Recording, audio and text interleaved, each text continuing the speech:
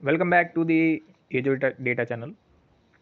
आज की जो वीडियो है उसमें हम लोग एक मिसलेनियस टॉपिक मतलब हिस्टोग्राम और केडी प्लॉट है, इसके बारे में मैं आप लोगों को बता देता हूँ थोड़ा बहुत। वैसे मैं पिछली वीडियोस में आप लोगों को बता के चला हूँ कैसे प्लॉट करना है ये सब, लेकिन फिर भी इसमें इंटरव्यू पॉइंट ऑफ व्यू से अगर देखें तो केडीई का जो प्लॉट है उसमें कुछ पॉइंट्स आते हैं जो आप लोगों को पता होने चाहिए। वैसे इग्नोर भी कर सकते हो, ऐसी कोई बात नहीं, लेकिन फिर भी मैं सजेस्ट करूँगा कि आप लोगों को पता होनी चाहिए। 2 मिनट मतलब 10 मिनट की वीडियो है, देख लेना, कोई बात नहीं, इतना बड़ा पॉइंट नहीं है।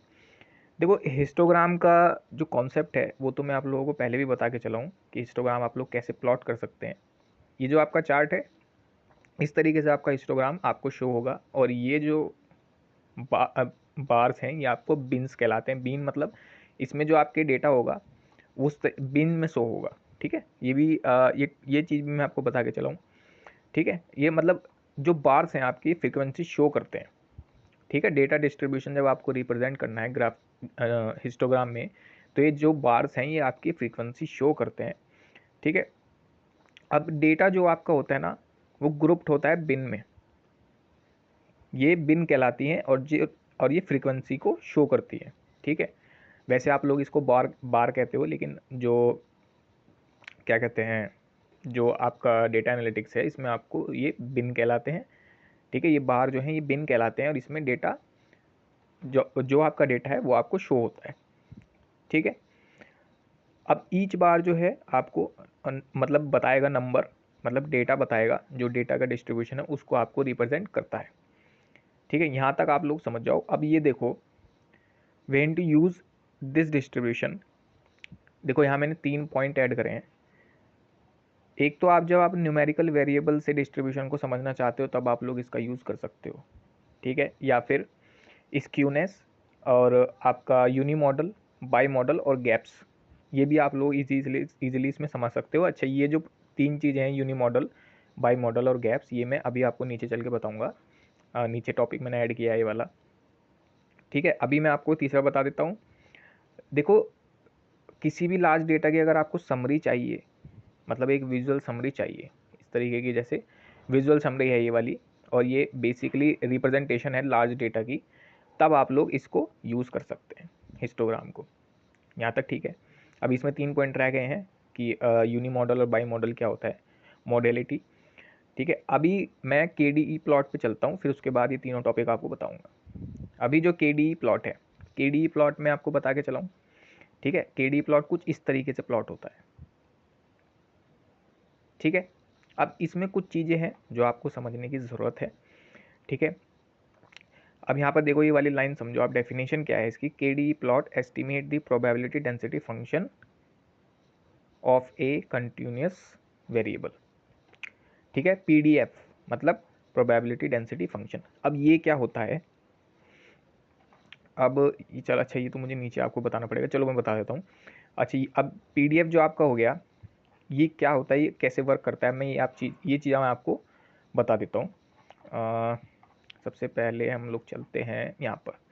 देखो, पीडीएफ क्या होता है ना, प्रोबेबिलिटी डेंसिटी फंक्शन, ये क्या करता है, जैसे फॉर एग्जांपल एक डेटा पॉइंट्स है, उस पे ना क्या करेगा, छोटे छोटे चार्ट बनाएगा ये पीडीएफ। जैसे 160 पे एक चार्ट बनाया, 180 की हाइट है, यहाँ पे उसने एक चार्ट बना दिया। 200 सेंटीमीटर, वहाँ पे एक चार्ट बना दिया। तो अब ये छोटे छोटे चार्ट बन जाते हैं आपके आपके इस पे आपका जो ये सब प्लॉट है, इसमें एक छोटे छोटे चार्ट बन जाते हैं। जैसे फॉर एग्जांपल, हाँ ये वाला देखो आप, है ना, इस तरीके से एक चार्ट, और इस तरीके से दूसरा चार्ट बन गया। अब केडी जो प्लॉट होगा, केडी प्लॉट होगा एस्टिमेशन। ठीक है, अभी एक सेकंड में, केडी जो एस्टिमेशन है, अच्छा ये मैंने लिखी हुई है डेफिनेशन, ये देखो आप। केडी की फुल फॉर्म तो आपको पता होगी, कर्नल डेंसिटी एस्टिमेशन। ठीक है, is a way of estimate PDF of data set, and instant of using bar, KD smooth the data by placing small curve at each data point and summarise them. ठीक है, अब इस line का मतलब समझो। देखो, जैसे फॉर एग्जांपल ये छोटे छोटे कर्व बने हुए थे आपके इस चार्ट में, जैसे यहाँ पर और यहाँ पर, तो इसको ये समराइज करके एक चार्ट बनाएगा, मतलब एक कर्व बनाएगा, जिसको आप लोग क्या कहेंगे, के डी। ठीक है, के डी आप लोग इसको कहेंगे। और पीडीएफ क्या होता है, जो हर डेटा पॉइंट पे छोटे छोटे चार्ट आपको बनते हैं, वो आपको पीडीएफ में बनते हैं, प्रोबेबिलिटी डेंसिटी फंक्शन में बनते हैं। ठीक है, ये चीज़ एक समझने की चीज़ है। बाकी इसमें देखो, इस चार्ट के अंदर, इस एरिया के अंदर, इस कर्व का जो एरिया है, इसके अंदर जो आपकी प्रोबेबिलिटी होगी वो होगी टोटली 1, मतलब कि 100%। ठीक है, प्रोबेबिलिटी 100% का मतलब, देखो किसी भी डेटा को फाइंड आउट करना है आपको तो उसकी प्रोबेबिलिटी होनी चाहिए। मतलब कि जैसे मेरे को इसमें 160, एक सेकेंड, 160 सेंटीमीटर की हाइट को सर्च करना है कि कितने लोगों में है, तो इस डेटा में प्रोबेबिलिटी है कि, मतलब इसमें डेटा है और इसमें प्रोबेबिलिटी है फाइंड आउट करने की कितनी, 100% की। मतलब इसमें प्रोबेबिलिटी 100% है कि इस एरिया में आपको 160 वैल्यू मिल जाएगी। लेकिन अदरवाइज अगर आप इधर करोगे या फिर यहाँ पर सर्च करोगे तो यहाँ पर प्रोबेबिलिटी 0 है। क्यों? क्योंकि यहाँ पर आपको 160 की वैल्यू नहीं मिलेगी। ठीक है, प्रोबेबिलिटी समझ में आ गई। अब KDE जो चार्ट होता है उसको आप लोग कंपैरिजन में भी यूज़ किया जाता है।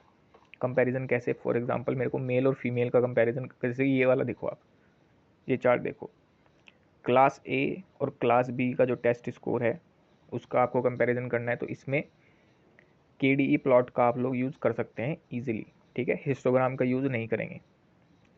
ठीक है, कंपैरिजन के लिए आप लोग इसको यूज़ कर सकते हो। ठीक है, बाकी ये तो मैं आपको बता चुका, टोटल प्रोबेबिलिटी 1 होती है ओवर द पॉइंट्स। अच्छा, KDE आपको स्मूथ प्लॉट देता है, स्मूथ कर्व, हाँ ये मैं आपको बता चुका हूँ। हाँ ये रह गई, ये वाले पॉइंट रह गए ना, एक सेकेंड। हाँ देखो, जो अभी हिस्टोग्राम में जो मैंने आपको बताया था, एक सेकेंड दिखा देता हूँ। यहाँ पर ये जो 3 पॉइंट बताए थे,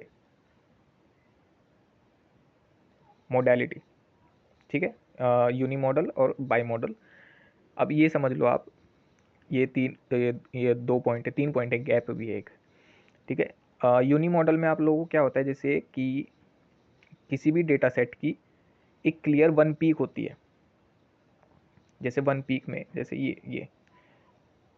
ये वन पीक, अभी एक सेकेंड मैं आपको क्या करता हूँ ना, वन पीक, हाँ ये देखो आप, किसी भी डेटा सेट की वन पीक होती है। ठीक है, तो उस वन पीक, जो वन पीक हो गई, मतलब जिस डेटा सेट की वन पीक है नॉर्मली, मतलब कि हाँ जैसे ऊपर है, इसकी वन पीक है, ये एक पीक एरिया है, इसमें कितनी पीक है, 1, इस चार्ट में 1 पीक है। ठीक है, तो अब उस चार्ट को आप लोग यूनी मॉडल डिस्ट्रीब्यूशन कहेंगे। और इसके अलावा अगर उस चार्ट में 2 पीक हैं, जैसे कि ये वाली, इसमें आप लोगों के पास कितनी पीक है, 2 पीक हैं, तो अब ये जो चार्ट आपका है, मतलब जो ये डेटा सेट है, वो आपका बाई मॉडल डिस्ट्रीब्यूशन, इसमें जो डिस्ट्रीब्यूशन है चार्ट डेटा सेट का चार्ट में, वो बाई मॉडल है, क्योंकि इसमें आपके पास 2 पीक हैं। ठीक है, इस तरीके से आप लोग यूनी मॉडल और बाई मॉडल डिस्ट्रीब्यूशन को एक्सप्लेन कर सकते हो मोडालिटी के। मतलब कि मॉडल जब आप लोग बनाओगे, फॉर एग्जांपल कोई पूछा जाए कि डेटा सेट में डिस्ट्रीब्यूशन किस मॉडल में हुआ है, तो यूनी मॉडल और बाई मॉडल डिस्ट्रीब्यूशन के मतलब यूनी मॉडल और बाई मॉडल के उसमें हुआ है। ठीक है, ये दो कॉन्सेप्ट हैं आपके पास। एक तीसरा कॉन्सेप्ट है आपके पास, गैप। गैप मैं आप लोगों को बता देता हूँ, जैसे कि हिस्टोग्राम और KDE plot appear when there are range of value with little और नो डेटा। इसका मतलब नो डेटा, जैसे ये वाला एरिया देखो आप, यहाँ पर वैल्यू जो है बहुत कम है या फिर 0 है, राइट, आपको दिख नहीं रही, मतलब कि बहुत कम है या फिर है ही नहीं। तो इन डेटा में अब एक गैप आ गया। ठीक है, इसलिए इस डिस्ट्रीब्यूशन को गैप, मतलब डिस्ट्रीब्यूशन में इसको गैप कहते हैं। ठीक है, अगर कोई पूछे फॉर एग्जांपल इंटरव्यूज़ में कि गैप्स क्या होते हैं, यूनी मॉडल क्या होता है, बाई मॉडल डिस्ट्रीब्यूशन क्या होता है, तो इस तरीके से आप लोग एक्सप्लेन कर सकते हैं। यूनी मॉडल में 1 पीक होती है नॉर्मली, है ना, 1 पीक होता है, जो डेटा सेट का 1 पीक होता है। और बाकी अगर बाई मॉडल डिस्ट्रीब्यूशन है तो उसमें आप लोगों को 2 पीक डिस्ट्रीब्यूशन देखने को डेटा सेट का मिलेगा। गैप्स होता है कि अगर किसी भी किसी भी मतलब चार्ट में एक वेरिएबल की वैल्यू ना के बराबर हो, ठीक है, तब उस चार्ट में आपके पास एक गैप जनरेट होता है और उसे ही आप लोगों को डिस्ट्रीब्यूशन में गैप कहते हैं। ठीक है, ये चीज़ हो गई। तो पीडीएफ में आने आपको बता दिया प्रोबेबिलिटी डेंसिटी फंक्शन क्या करता है, केडीई मैंने आपको बता दिया है, हिस्टोग्राम। बस मैं ये जो पीडीएफ है ना, ये आपका मेन टॉपिक है, ये मैं आप लोगों को समझाना चाहता था। ठीक है, बाकी ये बाई मॉडल और यूनी मॉडल भी हैं, लेकिन इतना मेरे ख्याल से ना पूछें। लेकिन केडीई और पीडीएफ का जो क्या कहते हैं उसका वर्किंग मेथड है, ये पूछा जा सकता है। ठीक है ना, कि पीडीएफ केडीई कैसे यूज़ करता है पीडीएफ को, प्रोबेबिलिटी डेंसिटी फंक्शन को, ये एक क्वेश्चन बन सकता है। बाकी इसमें ऐसा कुछ नहीं है, बस केडीई मैं आप लोगों को पहले भी बता चुका हूँ पहले कैसे प्लॉट करनी है। तो ठीक है, बस इसमें इतना ही था, मेरे को यही बताना था। तो ये एक मिसलेनियस टॉपिक है, इसलिए आप लोगों को, अगर आप लोग बिगनर हो, जैसे फॉर एग्जांपल अगर आप डेटा एनालिटिक्स का कोर्स बिगनिंग लेवल पे सर्च कर रहे हो, तब ये टॉपिक्स जो है आप लोगों को हेल्पफुल हो सकते हैं। बाकी ऐसा कोई चार्ट, मतलब चार्ट में अगर कोई ऐसा कुछ दिखता है तो उसमें मैं आपको आगे चल के बताऊंगा कि कैसे कैसे आप लोगों को ये हैंडल करना है। बाकी मुझे जहाँ तक उम्मीद है, बाई मॉडल डिस्ट्रीब्यूशन इतनी आसानी से देखने को मिलेगा नहीं। ठीक है, इसीलिए मैंने इसमें थोड़ा सा कम जोर दिया। लेकिन हाँ, पीडीएफ में मेरा अच्छा खासा, मैंने चाहता हूँ कि आप लोग पीडीएफ को अच्छा खासा समझ लें। बाकी कोई प्रॉब्लम हो तो कमेंट कर देना, मैं आप लोगों को थोड़े बहुत और चार्ट इसमें बना के दिखा दूँगा। बाकी ठीक है, तो आज की वीडियो को यहीं ख़त्म करते हैं। मुलाकात होगी अपनी अगली वीडियो में अगले टॉपिक के साथ।